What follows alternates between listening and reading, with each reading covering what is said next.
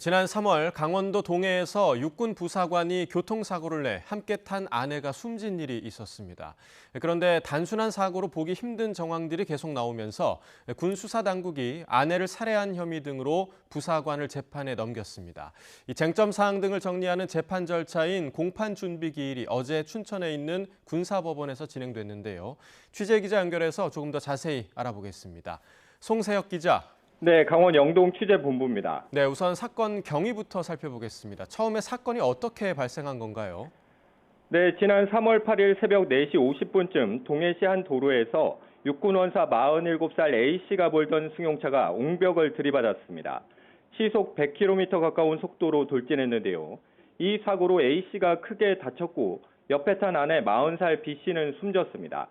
처음엔 단순한 교통사고처럼 보였지만 수상한 정황이 잇따라 포착됐습니다. 숨진 아내는 발목 등에 심한 골절상이 있었는데도 현장에서 발견된 혈흔이 너무 적었던 겁니다. 또 사고 2시간 전 A씨가 자신의 아파트에서 모포로 덮은 아내를 승용차 조수석에 태우는 CCTV 화면도 확보됐습니다. 국립과학수사연구원 부검 결과 숨진 아내는 목 부분이 눌린 이른바 경부 압박을 당한 뒤 발목 골절 등 다발성 손상이 발생한 것으로 드러났습니다. 타살 의심 정황이 나오면서 군 검찰은 A씨를 살인 등의 혐의로 재판에 넘겼습니다. 네, 그럼 군 검찰은 A씨가 어떻게 아내를 살해했다고 보고 있습니까? 네, YTN이 입수한 기존 공소장을 보면 군 검찰은 A씨가 3월 8일 새벽 0시에서 새벽 2시 사이쯤 집 안방에서 아내 목 부위를 압박해 살해한 것으로 봤습니다. 이어 여행용 가방을 펼쳐 아내의 시신을 눕힌 뒤 모포로 덮은 채 지하 주차장에 있는 자신의 승용차로 옮긴 것으로 적시됐습니다. A씨는 범행을 숨기기 위해 승용차를 운전해 고의로 도로 옹벽을 들이받아 교통사고로 꾸몄고 A씨와 달리 안전띠를 매지 않은 숨진 아내는 발목 골절 등 다발성 손상을 입었다는 게 군 검찰의 판단입니다. 군 검찰은 어제 공판 준비 기일에서 기존 공소장에 아내의 사망 시점을 교통사고 후로 바꾼 공소 사실을 추가했는데요. A씨가 목을 졸라 의식을 잃은 아내를 죽은 것으로 착각해 범행을 은폐하려고 아내를 태운 승용차를 옹벽에 들이받아 숨지게 했다는 혐의입니다.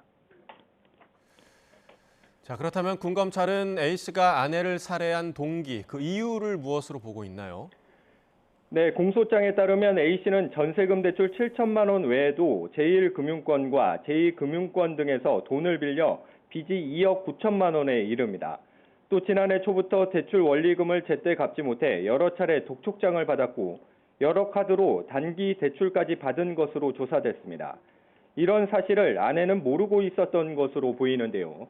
뒤늦게 채무 사실을 알게 된 아내와 말다툼이 벌어졌고 이 과정에서 A씨가 아내 목을 졸랐다고 검찰은 보고 있습니다.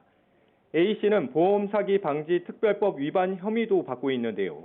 고의로 교통사고를 낸 후 병원에서 보험사에 전화를 걸어 아내도 다친 거로 아는데 접수됐느냐고 묻는 등 사망보험금 명목으로 약 4억 7천만 원을 타내려다가 미수에 그친 혐의입니다. 사건이 발생한 당일 그렇게 본인 몸도 추스리지 못할 정도로 크게 다쳤다는 사람이 제일 먼저 한 일이 보험 접수였습니다. 자, 그렇다면 부사관 A씨 측의 입장도 좀 전해주시죠. 네, A씨 변호인은 혐의 사실을 모두 부인했습니다. 아내는 스스로 극단적 선택을 했으며 자살한 아내의 모습을 자녀들에게 보일 수 없어 시신을 옮겼다는 겁니다. A씨 변호인은 아내의 방어 흔적이 없다는 점 등을 들어 목을 조르지 않았다고 주장했습니다. A씨는 시신을 싣고 교회와 병원, 경찰서 등 어디로 가야 할지 고민하던 중 과실로 교통사고가 발생했다고 말한 것으로 전해졌습니다.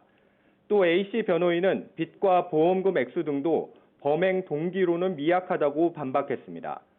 보험금을 노린 교통사고 위장 살인이냐, 아내의 극단적 선택이냐를 두고 앞으로 군 검사와 A씨 변호인 간 치열한 진실 공방이 예상됩니다. 지금까지 강원 영동 취재본부에서 YTN 송세혁입니다.